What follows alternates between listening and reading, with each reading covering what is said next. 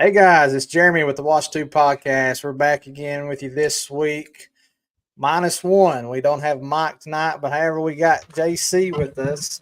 We're going to be dropping some fire and we're going to be deep diving into some sales and marketing tactics. So, really looking forward to the show. JC, I What's up, appreciate you man? coming on. Appreciate you coming on here with us tonight. Taking Well, you time. got me up past my bedtime. Normally, I'm crawling to bed right now, and I told you that weeks ago. But I wanted to make sure I got on for you, just to have some fun, talk, and let's just have some fun. Like you said, drop some fire. I've got the Christmas light shirt on, bringing the big Nick energy. I got an old Mr. Grinch here, so let's just have some fun, talk some Christmas, and whatever else we want to do. I love it. Big Nick energy. They call you Mr. Christmas. Is that what they call Mr. you? Christmas, yeah, I just love Mr. Christmas so Christmas. much, and it's like I literally live it and breathe it all year. I got Christmas jackets I wear at the airports. I mean, I just wore one headed down to Orlando of all places, sweating with a Christmas jacket on the airport, and it just brings energy to the room, and people get excited about it. It doesn't matter what time of the year it is; they just get excited. So I like to do it. It might look silly to some, but you just never know the impact you're going to have on somebody's life by doing something like that. And if I can make one person smile, I'm all about it. Absolutely, absolutely. And that, I mean, people love smiling, and it's just like the reaction you get when you can make someone smile. It just warms you up on the inside. I mean, it just does something to you. Love it. We got a bunch For of guys sure. jumping on here tonight. Hey, if you're in here and you're live, drop something in the chat. Let us know if you're watching. Speaking of the jacket, I'm gonna tell you this story. I don't know if I told you this. I may have sent you a message. I know. So I seen the jacket, and I joined the Chamber of Commerce like back in November, maybe it was October, and so I joined it under my wash business. And this is when I decided to do Christmas lights was in December or in November. So this was the Christmas Chamber lunch in, I guess you'd call it. So it's all party and games, and everyone's just having a good time. So I was like, man, what can I do? What can I do to stand out? And I was like, where is JC getting these jackets at? And I was like, I'm just going to go to Amazon. I don't know. And I went to Amazon and I found one and I ordered it. So I was like, all right, I'm going to get me one of these because I know I've seen you with one. I think I've seen Pat with one. I feel like I may have seen one another one, but just mainly I know I've seen you two in these jackets. So I ordered it. My wife thought I was crazy. She's like, you've lost your mind. You're not going to wear that out, are you? I said, yeah, I'm going to wear it out. She said, why? I said, because everybody will look at me and talk to me. And you know what happened? I showed up to that chamber. I showed up to the chamber with that shirt on, and I felt like people were breaking their necks looking at me. They're like, man, I love that jacket. Where'd you get that at? Who are you? What do you do? And I was like, oh, yeah. So it was a great conversation starter. And Oh, plus, everyone absolutely. loved it. Yeah, they've got this power breakfast, they call it. They do it every quarter, and every quarter that I go to it, I wear the brightest, most loudest jacket. And I'm talking, you got like the mayor, city council, lawyers, doctors, business suits, dresses, you name it. They're all in it. Then there's me, bright, bold Christmas jacket. And I Yeah. don't give it's just like I want to be a bold statement when I walk in that room so people recognize me. And like it's all about building the brand out. And literally everywhere we go, people recognize me like you're the Christmas light guy. That's what they say. Like you're the Christmas light guy. So you got to be the unicorn. I say this all the time. Like be the unicorn, set yourself apart from everybody else because you want people to remember you. With the industry that we're in, it's just so what's the word? Just saturated. There's so many different companies out there. How are you going to set yourself apart from everybody else? They all have the vehicles, they all have the business cards, they all have uniforms. But I'm going to do whatever I can just to be the trendsetter so people recognize us and they say, you better call the Patriot guys. That's right. Oh, they know who you are. They see that, they're like, oh, that's them. That's JC. He's got Patriot. Yes. And you also got a wash company too. Is that correct? Yeah. Cape Fear Pro Wash is actually the reason. I mean, we started everything 2009 when I was in the Navy. I separated, left New York, came to North Carolina, and I was actually going to start a lawn care company. I love doing lawn care. I love just getting on the mowers and just riding around, cruising, getting sunburned, getting bit up by fire ants, but it was exciting. And this is back before Facebook, and I was on the forums, and I started doing some research, and actually had to pull out a yellow page. Still had those back then, but there was like so many landscaping companies down here in North Carolina. there was only a handful of pressure washing companies, and then only like one or two like authentic roof cleaning companies. So I pivoted and I went to a couple of the PT State and pressure washing friends and did some research. And my first pressure washing setup was actually a Fat Boy Bandit from Bob at Pressure Tech. And we just did all soft wash. And so 2009 is where it started and evolved from, and slowly grew it over the years. But the problem was, like, 2009 I started. 2010 I said, hey, I'm going back in the Navy. I went overseas for a year. I went to Dubai, Fujairah, and then I came home and moved to New York till 2014. So those 3-4 years I was gone, my dad was running the company, but it was more like if somebody called, he'd sell the job and go do the job, not really run the company, but he was there. So it's pretty cool. He kept the name alive.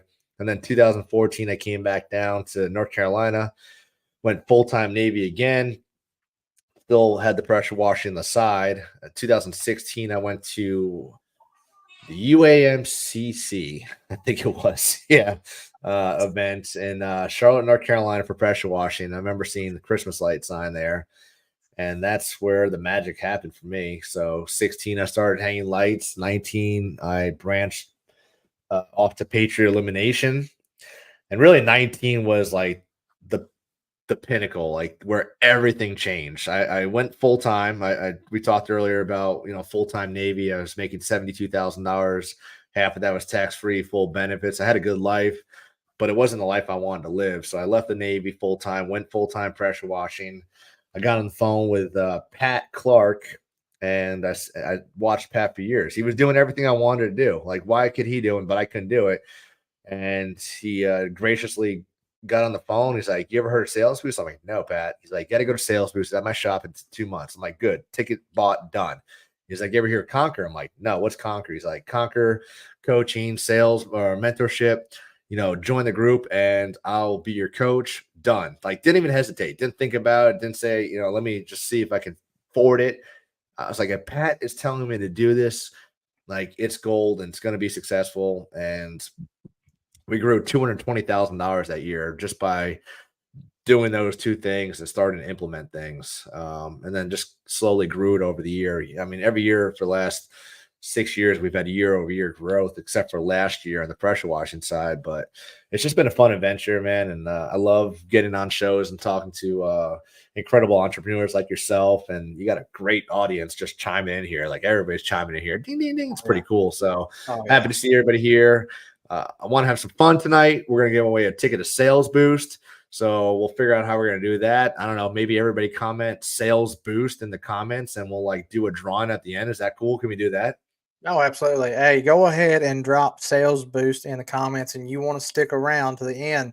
That way you find out who the winner is. Guys, Yeah. this is a unbelievable value. I'm telling you, like, you just heard what Sales Boost done for him. And so now he's giving away a free ticket to someone in the group, someone on here tonight. So please go ahead and drop Sales Boost. Oh, here it's coming. It's coming in. I see it. Everyone's dropping it. And I like giving back. I'm very humble. I started with nothing like most of us. I didn't have a trust fund or anything like that. It was just my father and I. Went to the school of hard knocks and just did real hard things for a long time, made expensive mistakes over and over. And like most of us, we've got that mindset of like, well, I can't afford it, or that's not for me, or, only I can do this. And once we let that go and realize, like, if you're a pressure washing or window cleaner, roof cleaner, Christmas light guy, you've probably seen some successful guys out there. You've seen them on Facebook. You've seen them at the shows. You've seen them speaking. And then you're probably thinking, like, I want to be that one day. I want to be the Pat Clark. I want to be the Tommy Mello. But the problem is, and I've seen it for years because I've seen guys that started when I started still doing the single solo operator, chucking the truck deal. And I'm like, what's going on? And they've got this mindset. It's like, one, they just blame everybody else. They blame the economy. They blame employees. They say nobody wants to work. Nobody can do it, the way I want to do it. And I had that mindset too many, many years ago. And once I let that go and figured out, like, I need to build and empower a team to do the things together so we can grow this company and have the same vision, and want to grow personally and professionally together. That's when it really started happening. And again, sales boost. Pat taught me how to increase my average ticket, increase my closing percentage, and deliver packages and bundles.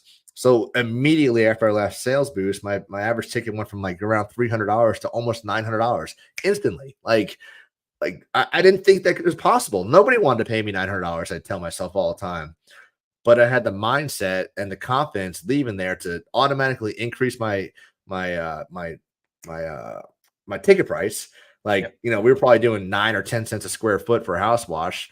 Then we bumped it up to 15 cents back then. And then we were presenting everything to a customer instead of just a house wash they asked for, because we wanted to deliver at a high level and show them the value that Cape Fear Pro Wash is the best. And this is why you need all this stuff done. But going to these events, it will change your life if you go there with the right mindset, an open mindset, and actually take what you hear and implement it, rather than saying, this is stupid, it's never going to work. Well, if it was stupid and never going to work, then you wouldn't see guys out there like Wesley Bloom, John Carmazin, Ramon Jones, like all these other guys out there just blowing up and just doing all these successful things. Yeah, absolutely. Preach. That's what someone's saying. Preach.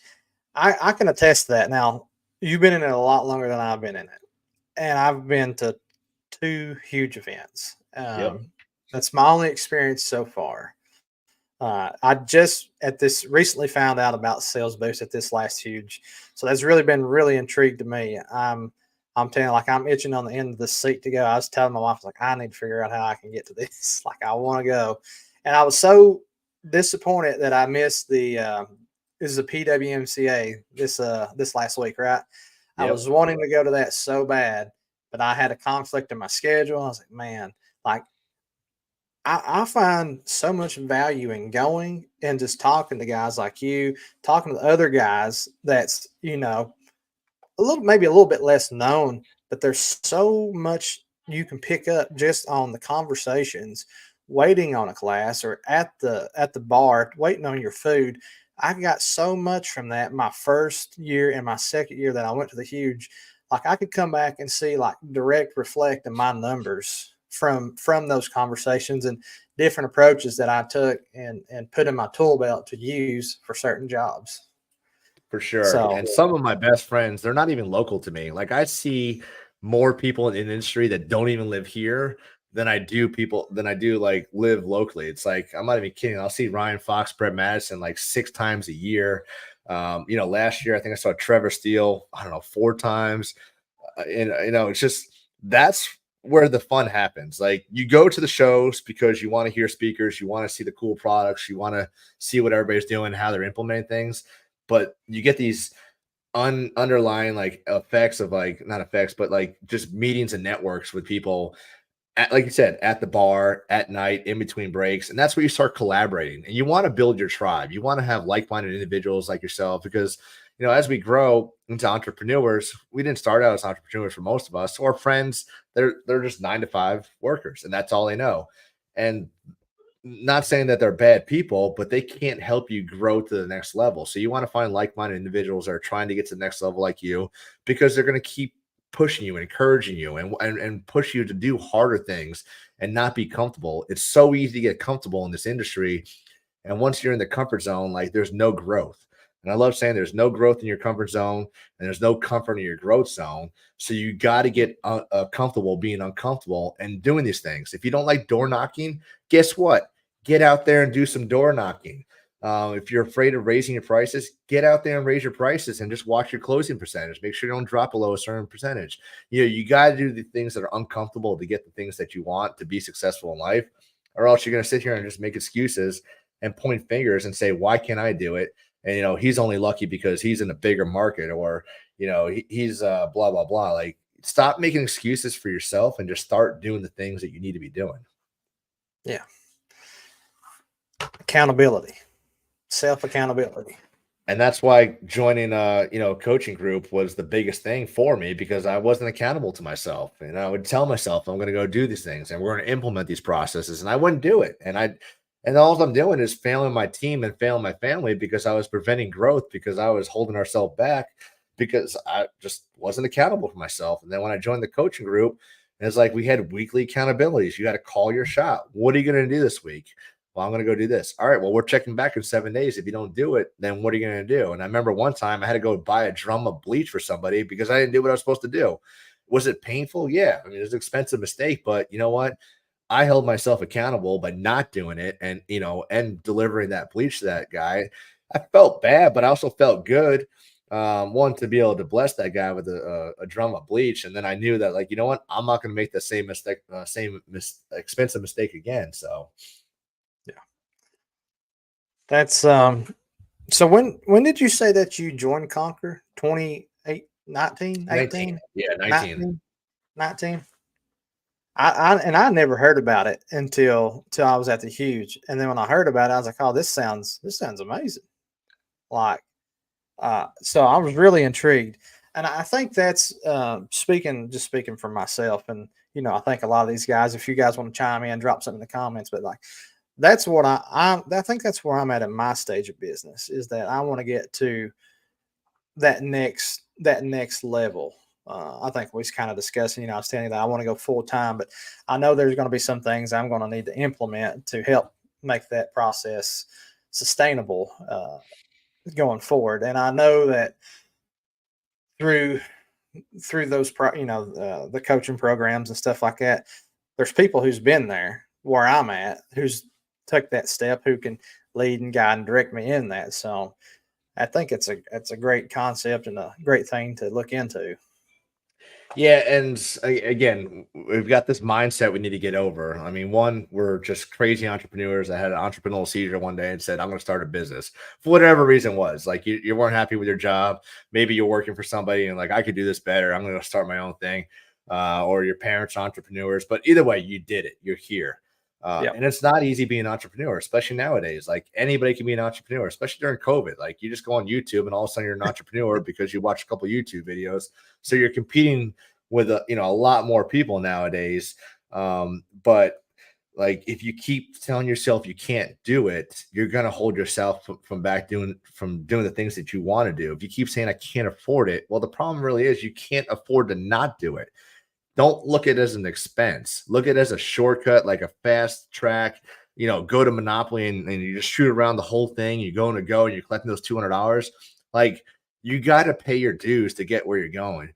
But I could sit here, and I did for years, and just constantly just reinvent the wheel. And Yeah. I was just wasting money. I mean, I was hiring, I was firing, I was doing the wrong things. I was just a mess because I knew it all. I knew it. Like, Yeah. nobody could tell me anything. And then when I joined Conquer, I'm like, oh my Lord. Like, wow, what were you doing this whole time? Like, could we actually be right now with our business had we had done this years prior? So if you're looking at like, oh my God, it's $1,000 a month, that's $12,000 a year. That's ridiculous. I'm never going to pay anybody that. Well, then guess what? You're probably going to grow $20,000 that year, very slow, very painfully. And then you're going to wonder why the guy next to you, your competition, is doing these things and they just grew by $150,000 because they're executing at a higher level. They've got the shortcut, they got the treasure map to get to where they need to go. And you're just sitting there just like pointing fingers. So invest in yourself. If you're not willing to invest in yourself to build yourself personally and professionally, how can you expect somebody to come work with you and grow with you? How can you expect a client to pay you $1,200 for a house wash and roof cleaning if you're going to just say pressure wash, roof cleaning, $1,200? Like, you're not delivering the value. Like, Yeah. there's no value there. Or we can talk about, like I did a speech in Orlando with Angela about communication. Communication adds value, equals value. If we talk about all these things and how we can beef up these estimates and give them the value, talk about the 5 steps to pressure washing, the 5-star low pressure house wash, and all the things we're going to do, taping off the keyholes and the door locks and the electrical outlets, and tell the customer all these things. And low pressure roof cleaning, we're going to have a 3-year limited warranty, and we're going to safely remove all this stuff. Like, just go into it, adding all that value. Now that $1,200 estimate is like, oh wow, it's only $1,200. I get all this. Yeah. But I wouldn't have known that had I just been doing JC and just delivering estimates. Yeah. You gotta. It's a value, man. People buy things of value. The value has got to outweigh the cost of what it is. So I think a lot of people fell short on that. And I got a little bit of a sales background. I did life insurance for a few years, and I picked up so much on that. So, and I always said, I was like, man, if I can sell life insurance, I think I can sell anything. I'm selling a piece That's of not easy. paper. I'm Yeah, that's selling not easy. paper. You know, I'm selling something to you that you're never going to benefit from. It's only for those left behind, right? So it's a promise, but you got to show the value in it. You know, like, and that's just what I'm saying. Like, yeah, little Johnny's going to get his school paid for. He's going to have a paid off house or this and that. So, and then like once you start mentioning those things, it's like the price is really not even the objective anymore. Yeah, So absolutely. same way with the house wash, just like what you said. We do like a 1 year warranty on our house washes. So and there's stipulations like you can't. We're in the mountains, so you can't be like backed up in a hole surrounded with you get 3 hours of sunlight a day. Like that's just not Right. going to work. But and people find value in that. So it makes me Absolutely. stand apart from anybody else. Yeah, and that's what sets us apart on the Christmas light business with Patriot Illumination. Like the value that we give our customers, we talk about so much and we just repeat it over and over and over. And that all starts with the initial phone call. When they get the phone call, they feel like they get excited. Like they don't realize it, but they're about to spend at least $2,000 with us. But they probably thought they were going to spend $200. So you got to deliver that value. And that all starts with the initial phone call. I love in-person estimates. I, Oh I think yeah. you're doing yourself a disservice by not doing in-person estimates. So you need to figure that out. And that's one thing that I learned with Sales Boost. Like do in-person estimates. People want to see you. They want to know that you're there. They want to know that you're, in it for them. And it's hard just to do an over the phone estimate and say, "Hey, Jeremy, we're gonna wash your house, but I can't see it. And if anything else comes up, we'll just add more to the ticket, or that's not going to be included because we didn't tell you about that because we didn't show up and we didn't want to do, give you some value by and I get it. I get it, guys. Like not everybody can do this. It's not easy as an owner operator to go out and do all these, and I'm not expecting everybody to change it right away. But once you see the value and how fast you could increase your average ticket and closing percentage by doing this stuff, like life's good. And if I'm doing an average ticket of $300 or an average ticket of $900, there's a huge difference on how many jobs I Wow. need to do a week at that point. Absolutely. So speaking of that, I can attest to this because um, I track my average ticket every year, just that way I know, right? So I remember these numbers are going to be very close. First year, uh, really not knowing what I was doing, I had an average ticket of like 540. That did like 65 jobs that year. Next year, did like 103 jobs, and the average ticket, was like 723 or something like that. And this Good stuff, year, bro. and what I know is my first year, I didn't do there again. I was learning like people, oh, you do online estimates, you do over the phone, you do in person. So I did a mixture. And the second year, that went up, almost it went up right at $200. And I implemented a little bit more in person estimates. And then last year, it went from like 720 to over $1,000. And Hell yeah. I did about 85 to 90% of my estimates in person. So this year I'm trying to do every one of them in person. So like I've got 5 in-person estimates tomorrow. So, and I will probably close 4 out of the 5 in person. Yeah, absolutely. So, You'll immediately see the results. Because again, if I did a virtual estimate, am I really delivering a lot of value to that customer? And I know many, many successful companies out there that do virtual. So I don't want to say you can't be successful doing that because I know you can. But yeah. as you start out and grow your company, it is so important to get out there, shake hand with the customer, talk to them, find out, what's going on with them. Because you're doing two things while you're there. Hopefully you have a wrap vehicle, you have a nice uniform, a name tag, something like that. So now you're like getting some marketing going because your vehicle's driving through the neighborhoods. The neighbors are seeing it. They're all out there poking, like, what's Jeremy going on out there? Like, what's he getting done there? Is he getting a new roof? Oh, he's got a pressure washing guy. I need pressure washing. Then you're walking around, you give them a lookbook or give them something to see some work, some examples. And they called you for the pressure washing, but they didn't know that they needed dryer vent cleaning or the roof cleaned or the gutter cleaned. So you're like, let me just walk around your house, Jeremy. I'll show you some stuff, or let me get an estimate together and I'll present everything to you. Then you go back. Hey, Jeremy, I know you wanted just the pressure washing estimate, and I see that your house is dirty, and we're going to talk about that too. But while I was walking around, I noticed that your gutters were dirty. Your sidewalk is getting a little grimy. It's a little slippery because it's rainy out there, and I'd hate to see for somebody to trip and fall. So I want to just give you all the options that we can offer you and give you a bundled package so we can offer a discount. We're here. We're going to do the house washing. Why not give you a discount, add some value to that? This way you don't have to worry about calling us back out here in 2 or 3 weeks when you realize that, something else going on. Like, you just threw all this stuff at the homeowner. They didn't realize that their roof was dirty or it could be cleaned. They thought it had to be replaced. They didn't realize the dryer vent was dirty. They just figured that the dryer is broken. They just figured that the concrete's always going to be slippery because that's what it does when it gets dirty. So by presenting all this stuff to them, you're like, here's package A, here's, good, better, best, whatever, how you want to do it. And then give them discounts, 5, 10, 15%. They get excited because now they feel like they're winning because they're saving money. You don't have to go back 3 times to do 3 different services. And now you guys just locked in a $1,200 job, and they can spend the day there and go on to the neighbor's house next door and do the house wash. Oh, yeah. You're better off to make more money in one location than the same amount of money in 5 locations all day. Route density. When I hear guys in the washing, more in the Christmas light, I can immediately tell that they have a low average ticket. I mean, I've talked to guys and they're like, yeah, we did 900 jobs this year. And right away, like, I don't even have to hear anything else. I'm like, what's your average ticket? And they're like, $600. And they're all excited about it. I'm like, ugh. I'm like, so you do 900 jobs at $600. I did 350 at a $2,000 average ticket. Which one would you rather be doing? Like, I'll take the 300 all day long. I'm not about quantity, I'm about quality and having a higher gross on that average ticket. Yeah, absolutely. Real quick here, before we dive even farther deeper into this, I just want to address this question here.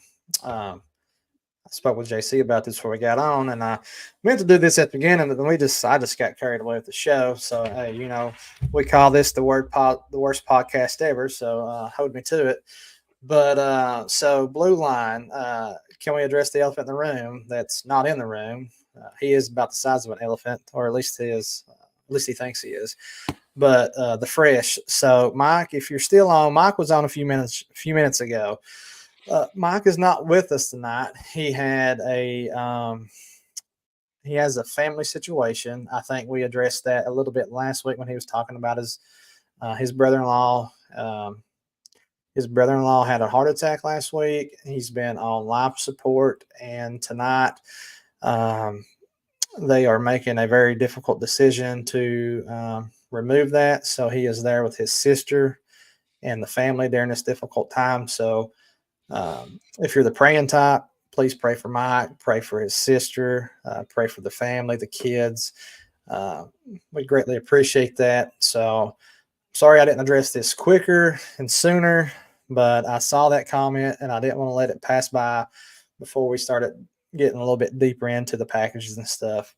So that's why Mike's not here, even though he is commenting in some of these forums on Facebook. So we appreciate you guys and just pray for Mike and the family.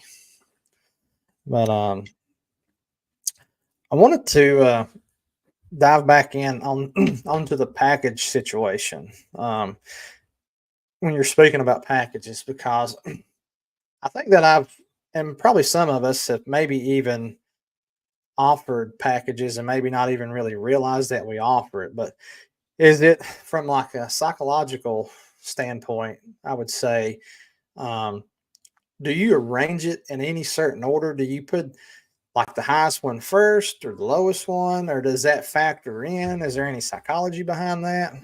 Yeah, I like to put the highest one first. We want to shock them, but show them the max value and then bring it down.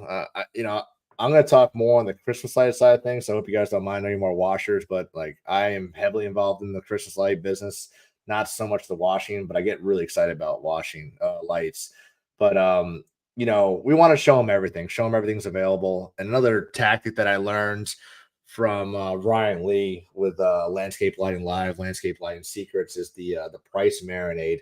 So, if you have a good idea and you're pretty good on your numbers, and you go up to a house and you can just spit out a number and try not to get this wrong, but tell a customer like, oh man, this is going to be like a $3,000 job. But let me just walk around your house and I'll get some information for you to get back. So now they're stewing on this saying $3,000. Like, good God. Like, why? Why is it gonna be $3,000? And then you come back and like, Jeremy, got some good news for you. Like, it's not going to be $3,000. It's actually going to be only $1,800. I was way off on the number, but here we're talking about how we can add value and then go through the numbers, because now they like this whole time they're like thinking, why is it $3,000? Then you come at them at the $1,800. You're like, oh my God, like, whew. All right, now we can talk about something. So the price marinade, I took that from Ryan Lee. But yeah, it is a mind game. You got to get them in the right mindset and get them excited. But like, again, you got to be talking value to the customer. It's not like roof cleaning, house washing, gutter cleaning. Like, I like keywords. Like, our estimates say 5-star low pressure house washing, 5-star low pressure roof cleaning, 5-star concrete cleaning, because everybody wants a 5-star service. So if I keep putting 5 stars in there, they're thinking they're going to get the 5-star service, and they do. I think I haven't checked. I think it's like over 600 5-star reviews, because we're talking about 5 stars all the time. Then when we go ask for a 5-star review, that's on the postcard that we leave them with the QR code that gets them direct to the link. And then Liz calls and says, how did everything go? Did you get a 5-star service? Great. We'd love the opportunity for us to leave a 5-star review. Well, guess what? They got the 5-star service, and then they're going to refer us to their friends, and their friends are going to get the 5-star service. So it's all about the value. Absolutely. I trademarked that. So nobody else can use that. I'm sorry. I'm kidding. You guys can take that. Ben Gregory says that's brilliant. Ben's another He's brilliant, a brilliant person. Yes. I'm glad to call Ben a friend. I just talked to him, I think it was last night, actually, or maybe 2 nights ago. I forget. But yeah, great guy. He's a rock star. Funny enough, though, how we met at the Huge, and then we're where he's from and where I'm from is not too far, so there's hope for me yet.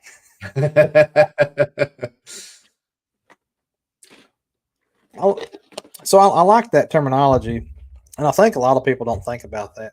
They just go out and I think they talk technician minded instead of sales minded toward people, and the terminology and stuff. Yeah, and have fun with it too. Like, everybody does good, better, best, silver, gold, bronze, A, B, C. Like, have fun with it. If you're like a sports fan and your local area is a big sports team, do that. Like, we're on the coast, so we have like the Anchor, the Coastal, and the I don't know, the Ocean Spray or something like that. Like, it doesn't have to be black and white when you're doing this. And our estimates and our emails, we're fun people. Like, we are the fun company. I'm a funpreneur, as I tell everybody. If I can't have fun doing it, I ain't doing it. Like, I don't stain, I don't seal, I don't paint. I suck at it, and I'll never want to do it. So, like, everything we do, from the second that they get the phone call, like, we got the happiest person answering the phone, like, all the time, always happy. That plays a big play into whether or not they're going to schedule an estimate with you too, and how that next step will go with the in-person sales. I mean, if the person in the office or your virtual assistant gets them excited, then they're going to be excited to the salesperson. If the salesperson's excited and they sell a job, they're going to be excited to see the technicians come out there. So all these little things play into how you mold your company.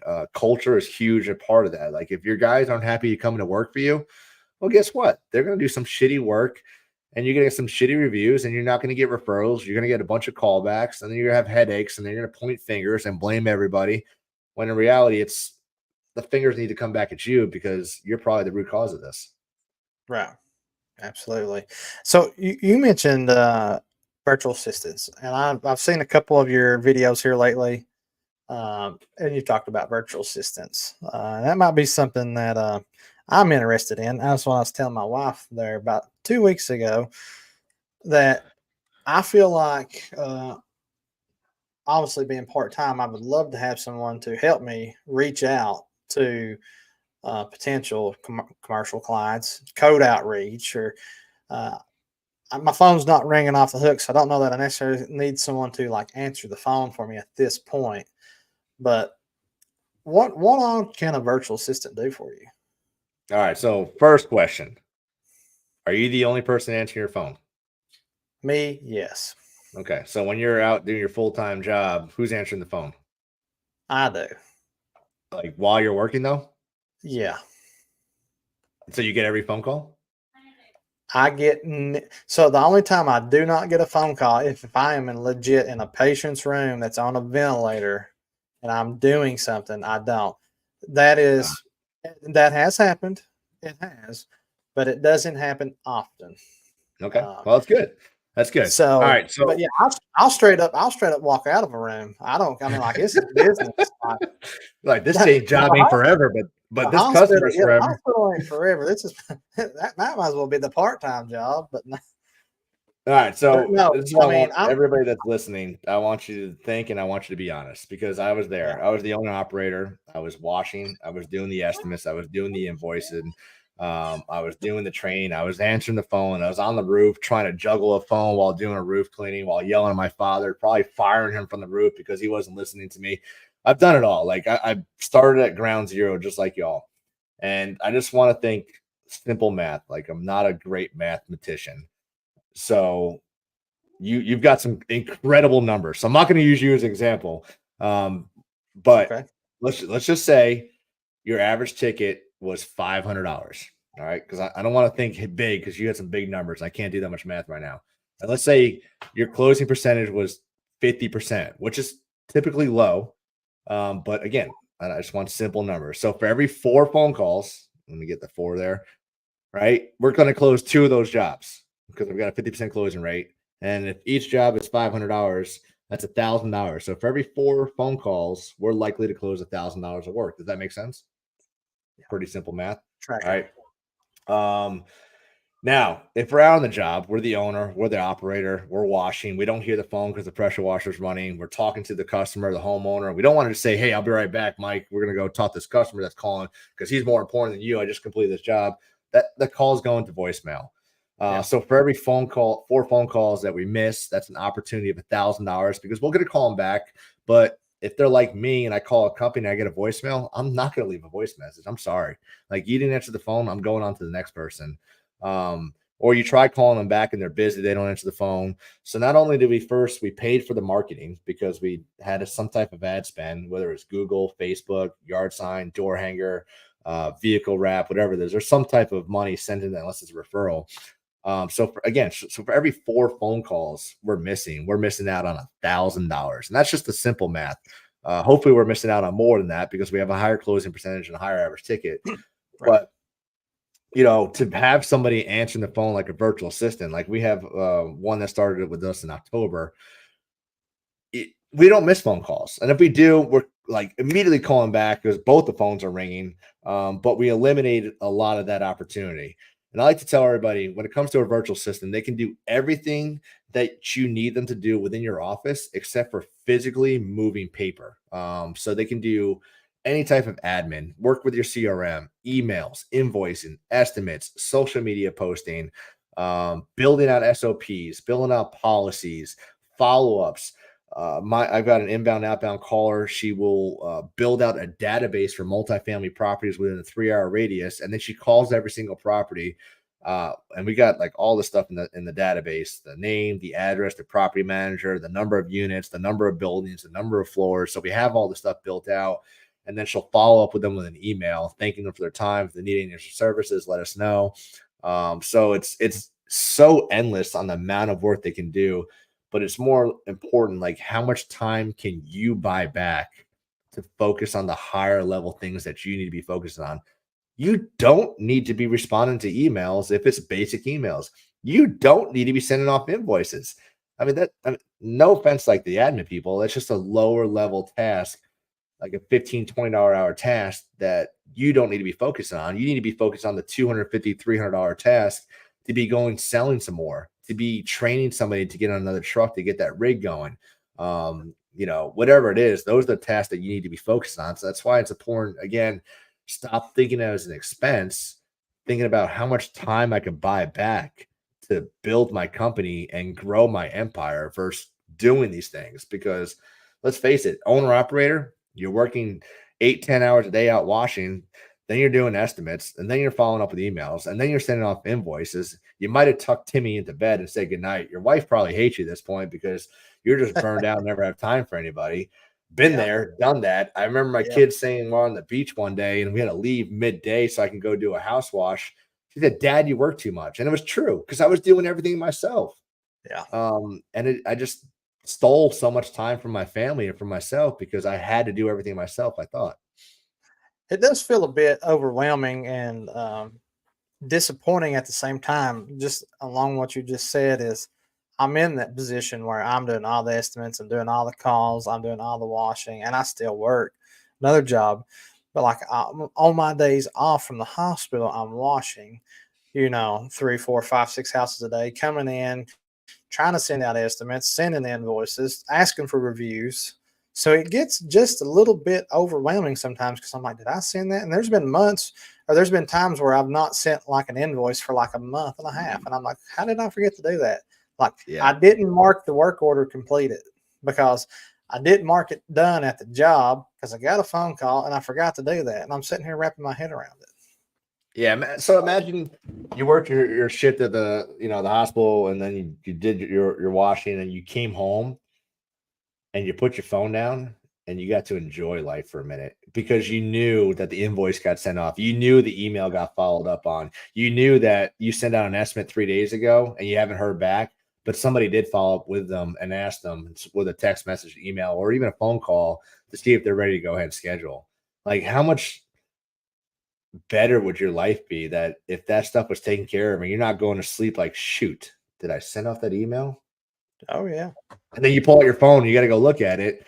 And it's like now your brain's racing again. Like, what else did I do today? So if you had that accountability, like the coach, somebody Yeah. working with you, that's why I love the virtual assistants. I mean, you can get them very affordable, and they're absolute rock stars. I've got 4 or 5 of them, I forget, and they run circles around most American staff. I mean, they want to work with you. They want to grow with you.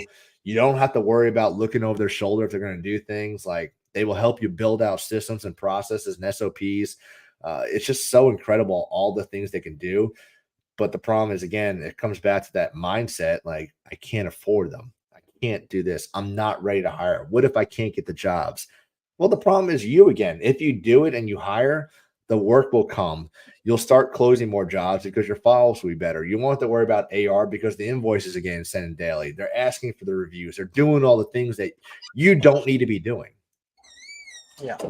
No, that makes plenty of sense. It's almost like, in a sense, you can't afford not to have them, you know, instead of looking at it from a cost expense. I mean, I know it's a cost expense, but what's it costing you not to have someone to help you do that? I mean, it's another person in business with you, pretty much. It's what it seems like. Yeah, so I'm going to put in the comments the company that we use, and we have 4 of them. Sure. Yeah, I Yeah. think it's 4 of them now. Unique Genius Yes. Virtual Assistants. It's so incredible. And here's the other thing too. When you try and go and hire somebody, let's think about this process real quick. If I want to hire somebody, what are some things I got to do? I got to write a job ad. I got to post it on Indeed, Facebook, Monster, whatever it is. Then I got to review all these resumes, filter out through all the BS. And then I got to schedule interviews. So if I'm scheduling an interview, that's taking away time from production. And then I got to do the interview. Then only 2 of them showed up out of 10, and none of them are qualified. So then we got to do it again with a VA through Unique Genius. It's pretty cool. They do all that work for you. You call them up and say, hey, this is what I'm looking for. I need somebody to do social media, inbound, outbound calls, and work my CRM. Perfect, Jeremy. Let me get back to you. We're going to find somebody that fits your best unique genius. And then they place you. You do a screening call. You see if it's a good fit for you and a good fit for them because you got to be compatible to work together. And then within a week, you already have somebody working for you and you can start training. They can build out the system and the processes for you while you're training them. That's awesome. All right. Sounds So I so just nice. put in unique genius. Hey, so I want to jump back up if you don't mind because I like Christmas Yep. and I had a couple Christmas like comments in here. I seen a couple guys asking some questions. Let me see. There's one up here with Andy. I don't know if you caught this one. Can you see that one there? Yeah. So I want to know a little bit more. We talk about larger package. So I'll tell you a story, Andy, and I love this. And this goes for anything, whether you're doing washing, concrete coatings, or well, I really don't know a whole lot about concrete coatings. So I won't even talk about that. But Christmas lights, um, it took me years to get a lot of our commercial clients, and it was years of no, no, no. And I love no's because no means I'm coming back and I'm going to talk to you until you escort me off your property because you're going to be my customer one day and I'm going to prove to you we have the best value for you. So I went back to this customer and she's like, JC, you know what? Just call me back in a week. We'll schedule a time and you can give me an estimate. And I went to this property and they had some Christmas lights on their property and it was hideous, absolute horrendous. And I went and I met with her and we'll call her Sue. And I was like, Sue, I was like, why, what's the reason why you guys have lights on here and nowhere else in the building? I didn't say those lights look like shit and you should stop doing this. I just asked the question. And they're like, well, this is what they recommend, blah, blah. So I was like, all right, well, this is what we're going to do. And she's like, by the way, you can give me an estimate, but there's no way they're going to approve more than $9,000. I'm like, perfect. Great. So I provide the estimate well above $9,000 because I don't want to give them what they asked for. I want to give them options. I'd rather them tell me no, just like the packages and the bundles. Don't give them what they asked for. I'd rather them tell me no and see what's available to them than them not knowing and feel like they got gypped out on something because they didn't know. Like if I did a Christmas light job and only gave a roof line, they didn't know we did REITs. Well, why didn't you tell me we did REITs? Well, I'm going to tell you everything we do. So I ended up giving a $17,000 estimate that got approved, and we've done it for the last 5 years. So as you're building these packages out, find out what their budget is. It's so important to try and figure that out. They usually won't tell you, but sometimes they might. And always go above and beyond the package and let them know, like, look, I understand your budget was $9,000, but I wanted to give you some options. Maybe you like the wreath, maybe you like the tree, maybe you like the ground lighting better. I just wanted you to see the different options available instead of it giving you exactly what you want. Because once they see it, then they're going to want it. And they're not going to say no. They're going to be like, well, let me see how we can move some money around and make this work because I want those. I want the lights. I want the wreath. I want the garland. I want the roof lighting. So always over deliver on these estimates to your commercial clients, even your residential clients, because you just never know. And if we assume they're going to say no, well, then you're selling yourself short. Yeah, I've learned to never assume anything about my customers. I mean, uh, and maybe you've got a story like that, but I I've often heard from when I first started out from family members, you're high, you're expensive. We come from poor upbringings and budgets and really tight things, and saying no. And so when I price this, I want it to kind of be like a premier premium service. That's what I want to present myself as. So I knew from out of the gate that I needed to have decent pricing, and I would get that from like some family members, not a lot, but and even some people that I know, like, oh, that's expensive, that's a lot, and I'm like, but is it really? Because like, sometimes I thought to myself, maybe it is a lot, but then I would have people pay me that, what I asked, whatever I quoted it for, and I quoted everybody the same amount per square foot, no matter if you were in a single wide trailer or a 5,000 square foot house. And I just learned that different people value different things differently. So like I would wash that single wide trailer and they would pay me what I asked because they just valued having a clean home. And then, there's those 5,000 square foot houses that wouldn't pay me what I was asking because they thought it was too expensive. So it's just, Yeah.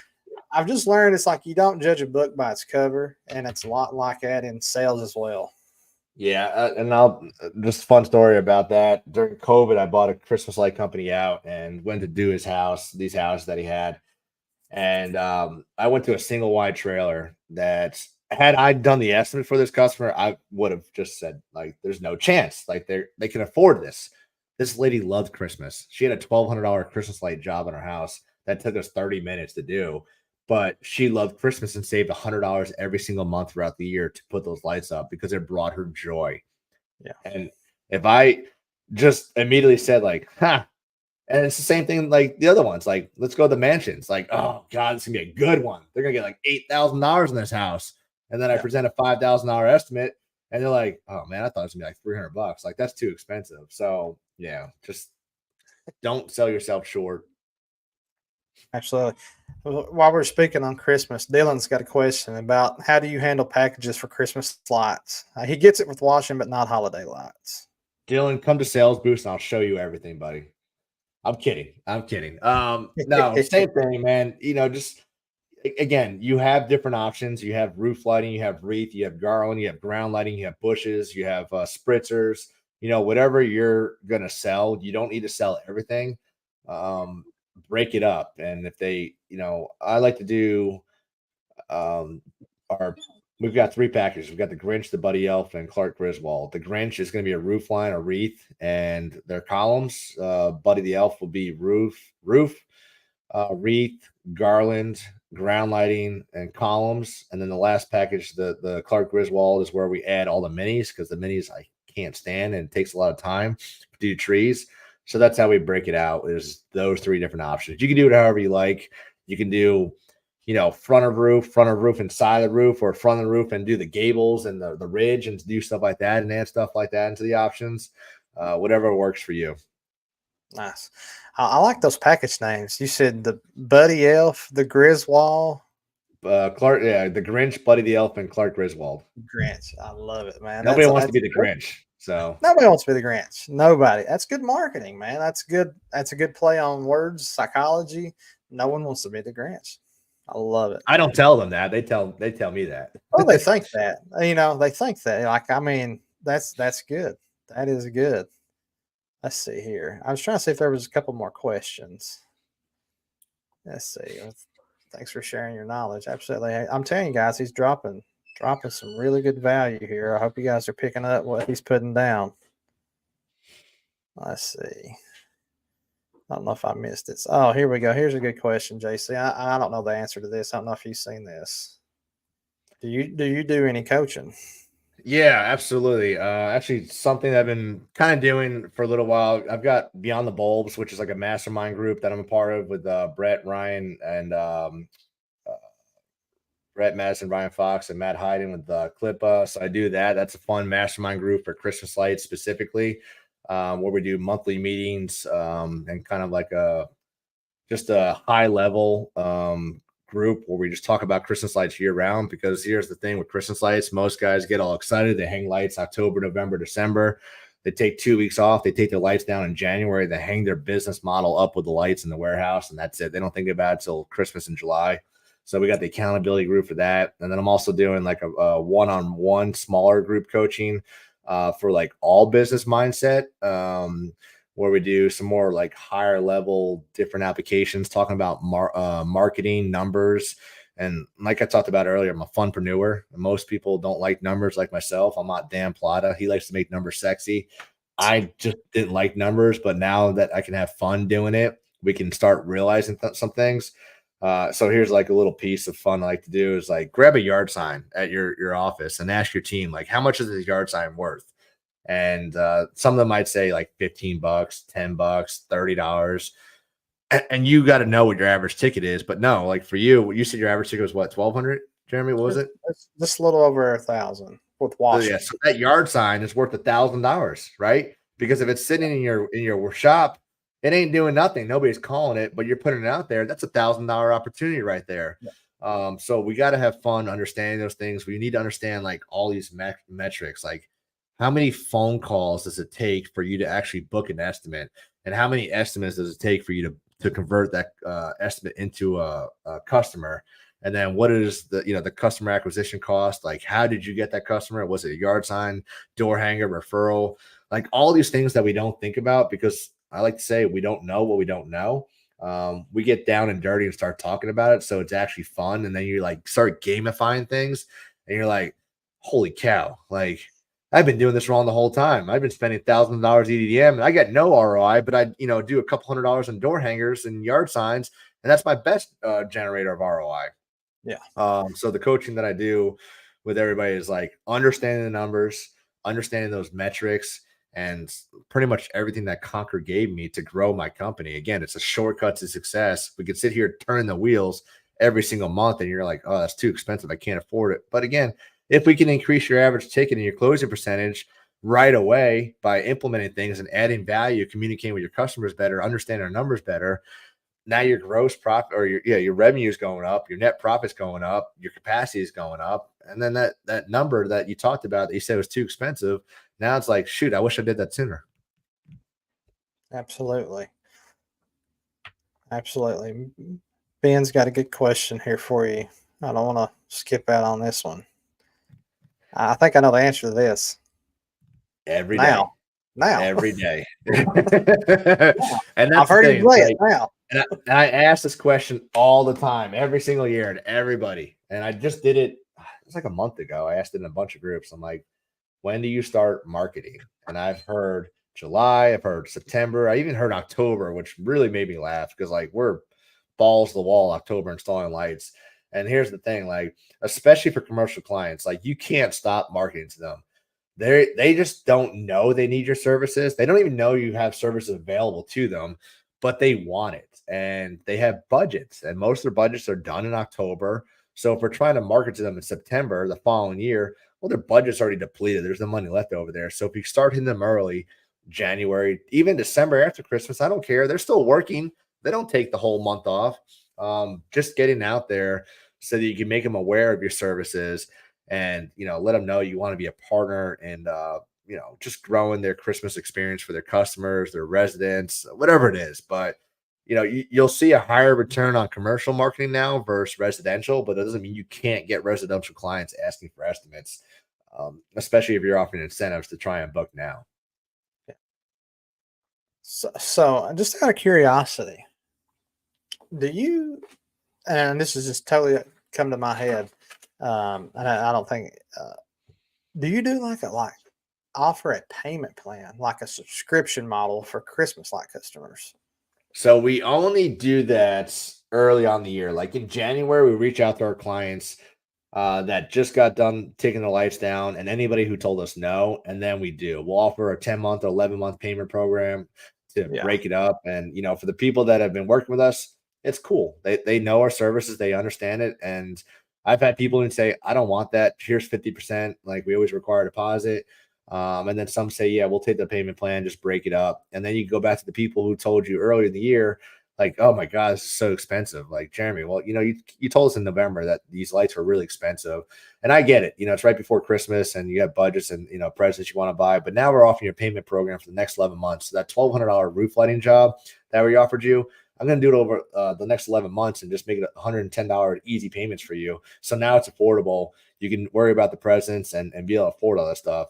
And we get your lights installed in October so you can enjoy your lights even longer. Yeah, that's awesome. That was something that I thought of when I was doing it. Even though I was late in the game, I was like, man, I'm getting a lot of people like, well, this is expensive. I'm like, well, maybe it's because I come in November and then we're talking about, I think my average ticket was like $2,300 on that. But it's like, yeah, I get it. Christmas is coming up. You're buying gifts. It's Black Friday. You've been shopping, this and that. So I was like, I wonder if you could set a payment plan up, or if you could offer that somehow. So I'm glad you answered that. And Brenda says, who do you use for the payment plan? Is that just something that you set up through your CRM where you automatically charge the card? Yeah, Square does not. We have Square for all our processing. I don't think they have payment plans because we have to do it manually right now. And Stripe, I know you can do a payment plan on it. The reason why we haven't switched to Stripe because we have so few that, well, not so few. It's actually like 25, but for some reason my office manager has it down and just doesn't mind doing through Square. But yeah, I know Stripe does do that as well. And then Crime Fighter asked a question about the virtual assistants. We use Unique Genius virtual assistants. It's unique-genius.com. Here it is. Got it right there. There you go. Thank you. Check it out. Be sure. I'll leave that up for a second there. And Dylan's coming back with another Christmas-like question. Let's bring the Christmas. Let's bring it. Feeling Grinchy. Christmas in February. Let's go. Let's say year one residential Christmas lights, you quoted roof line. Do you offer all the options each year after that as well? Or even though they previously did? So I guess you're saying you only did this one thing the first year. Do you offer more the next year? No, we're not going to go back and requote everything, but every time we do book somebody, we do ask them if they like to add anything because they've seen pictures, they've seen, Facebook posts and stuff like that. So they are aware about maybe they couldn't afford it the first year.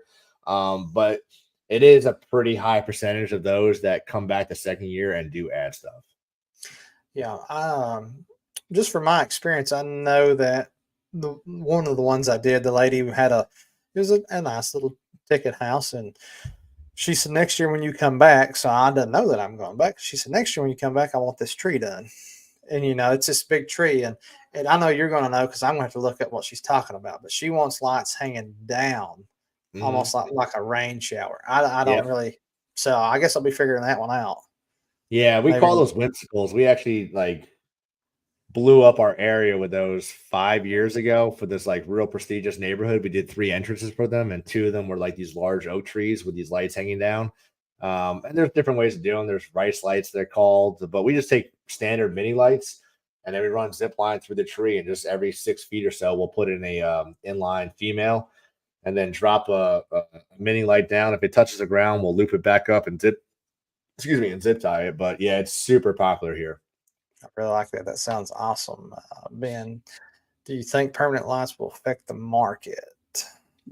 Yeah, yes and no. It is a higher ticket for doing the permanent lighting, so it's a different client. So it's not for everybody, but I'm not personally completely sold on it for residential yet, and for on commercial. So I do say it's smart to have it as an option in your tool bag to be able to offer it. But if you're talking about $2,500 roof line for somebody versus I don't know, $12,000 roof line for the permanent lighting, the way people are moving so often, stuff like that, some of them might not see the value to that, but people who have disposable money will be all about it. It's just not something we're offering, and it's just not for us. Again, like I said, we're not.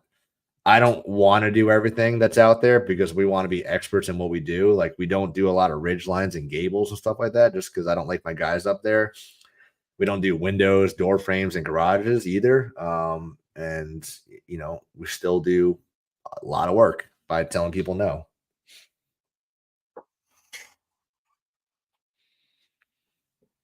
Do you do a lot of trees?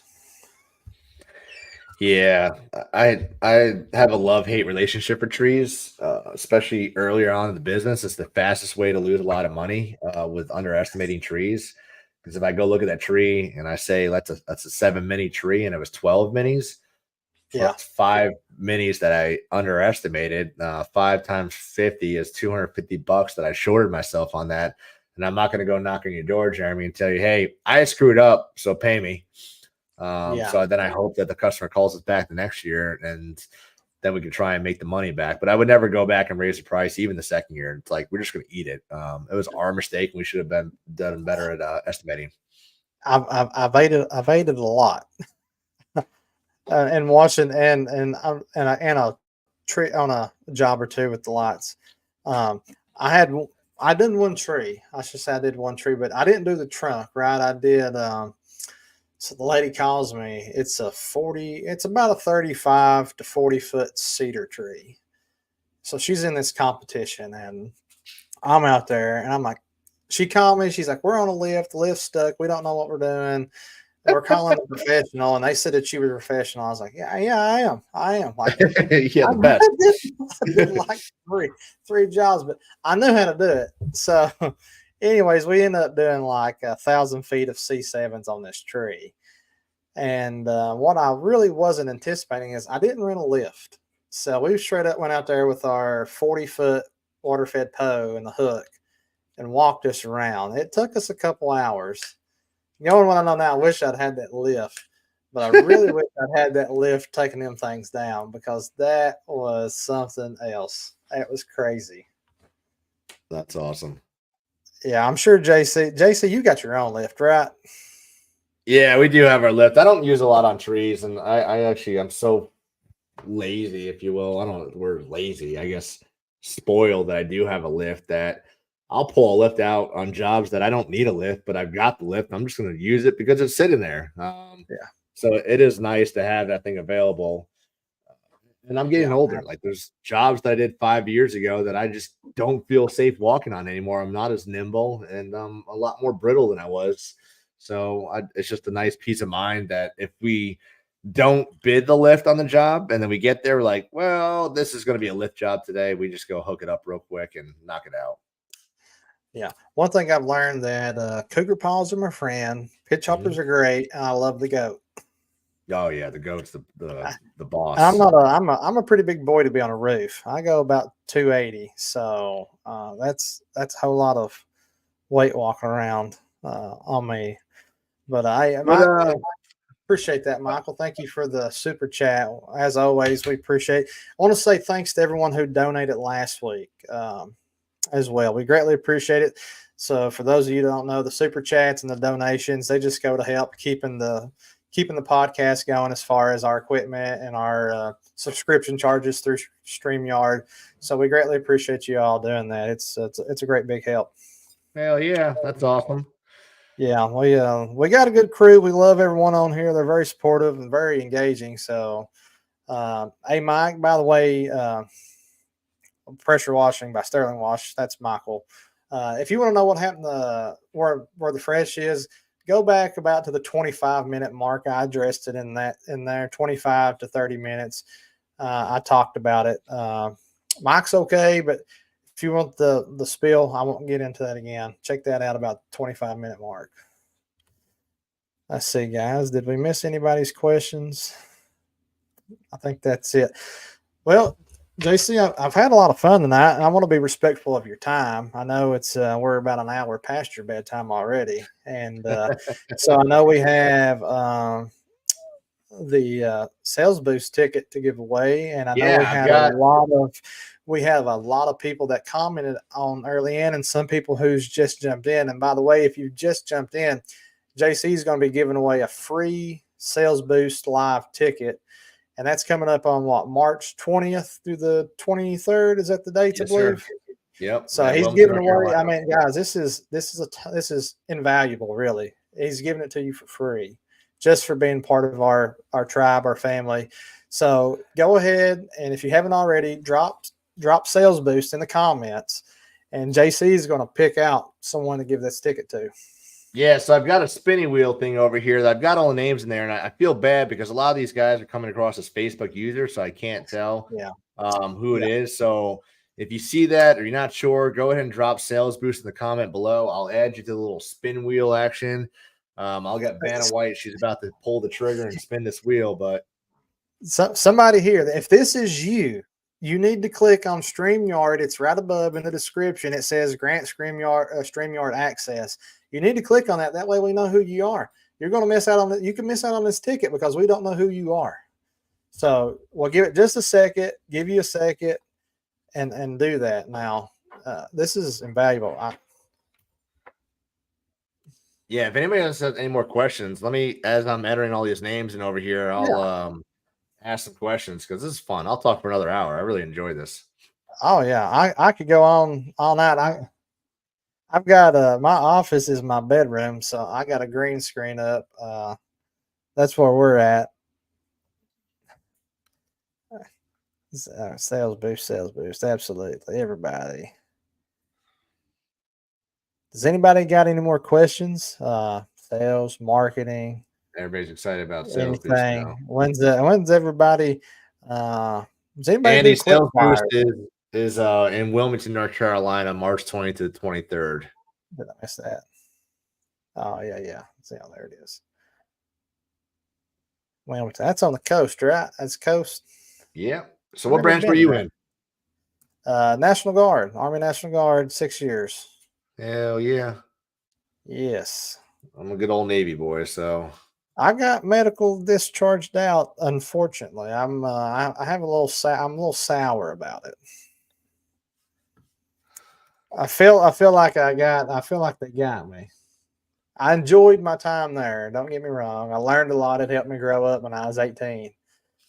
But here's the kicker is in the guard, you either have to do 180 days. I think it's 180 days of active service to be to get your veteran benefits, or 6 years of non-active, like such as guard or reserve or something like that, to qualify for veteran benefits. Well, this guy got discharged at 5 years, 6 months, and like 27 days. Good So Lord. I got a little salt in this one, and Oh, so man. I get none of those. So that's now I'm 36, and I sure ain't going back for a year to get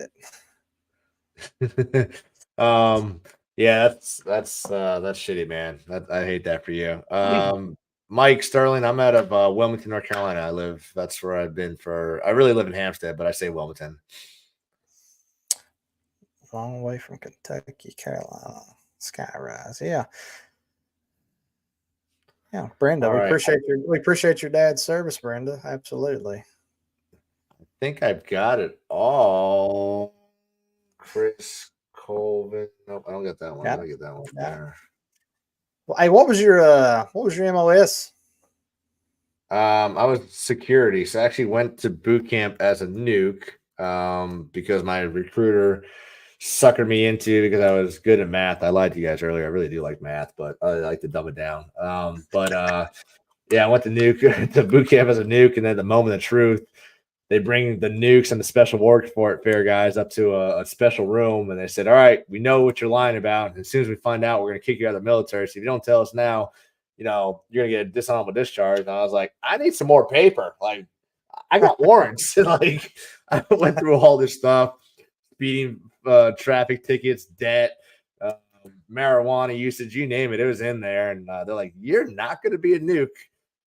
And then I was like, God, this stinks. So they like busted me down from an E3 to E2. I was just like broken. I was like, this is the worst day ever. Like, I don't even want to be in the Navy anymore.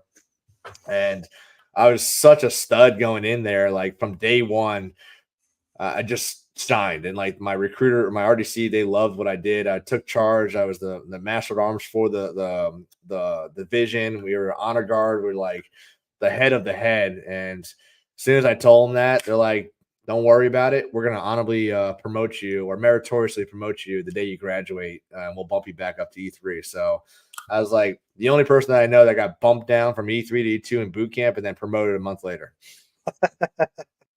Oh, that's good stuff. But you're getting ready to get out, though, right? Yeah, that's a long story, but yeah. That's a long story. Story for Yeah. another day. Yeah. That's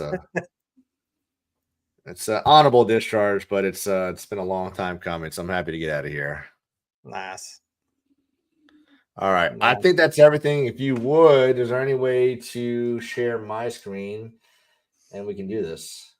That's a good question. Do Let you me have the see if I option? can do this. I might just be able to do it without you. Hold on. Okay. Boom. Boom. All right. If you just go ahead and enter that in, maybe you can jump in. See it on the bottom next to my picture. Oh, let me see if I can add that on there. There we go. All right. Hey. This is everybody that I found in there. So if you're not on here, I apologize. Just reach out to me. I'll give you a cool discount. If anybody does want to go and money's an issue, like I truly mean this from the bottom of my heart that Sales Boost changed my life, and I want to make sure everybody has the opportunity to get there. And I get it's slow for some people right now. So like, if you want to go, if you want to have the same success or the opportunities that I had by going in 2019, like reach out to me and we'll figure something out to get. I'm not going to give you the ticket for free, except for the lucky winner right now, but we'll figure out some way to get you there, because I promise you, once you leave there, like your life will change like I did, as long as you implement these things. All right, you ready? I'm ready. Let's go, guys. Somebody's life's about to change right here. This is. All right. I'm pumped. I'm Spin, excited, spin. man. Let's go. Free Wish I ticket to had Sales Boost goes to Derek Gregory. Derek Gregory. Woo-hoo! Yeah, let's go. Derek Gregory, where are you at, my friend? Congrats. Congratulations. And I'm trying to see, was he a Facebook comment or a that was a lot of comments. Yeah, there was. Congrats. Let's see. I wish there was a way I could just type in his name and find him.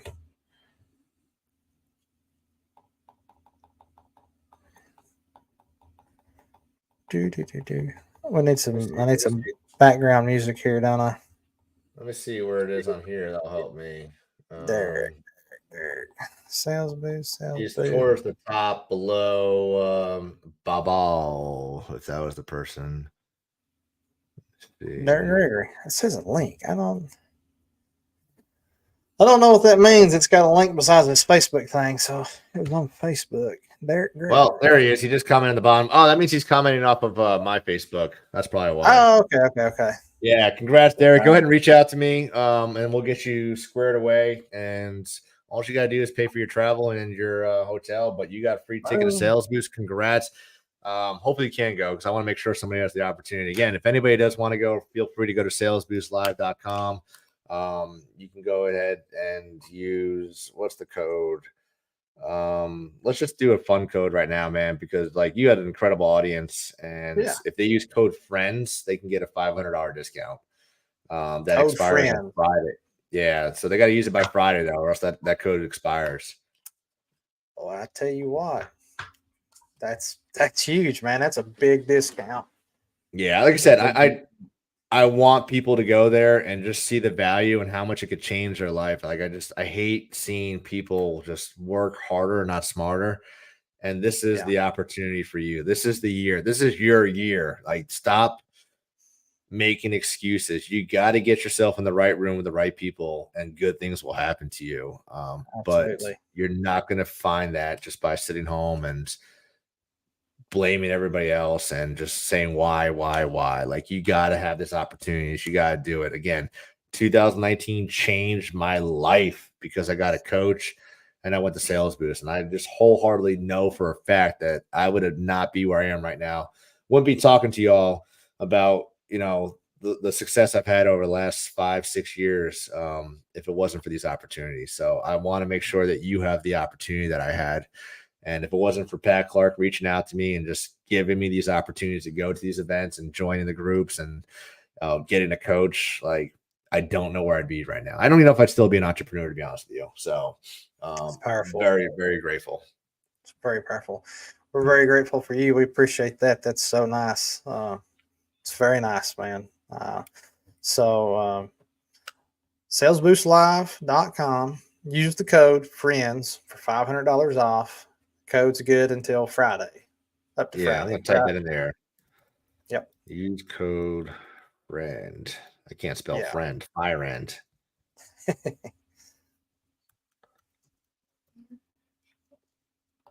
we go. All right. Well, I thank you so much. Yeah. Thank you. We greatly appreciate it. Thank you for coming on. Thank you for delivering value upon value upon value, man. We're so thankful. This has been a fun one. Hey, Mike, we did it. I did it without you, Mike. It's all right. We survived.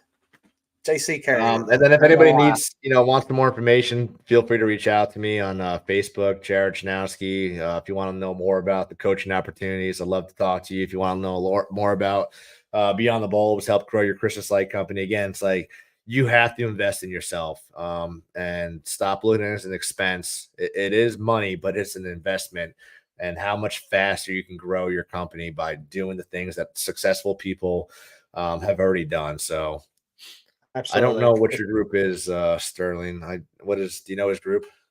It's it's exterior cleaning and exterior cleaning wash. Is that what it is? I'm sorry. I know I haven't. I'm in it. Forgive me. Exterior cleaning and pressure washing, maybe. Nah, I'm screwing it up. By the way, I fixed the name. I got the Y on the end of the name. Nice. I know. I saw saw the video earlier, and I guess Trevor did the same thing too. Put an I instead of a Y. Yeah. It was two people in one day and I haven't had that in a long time, that put I.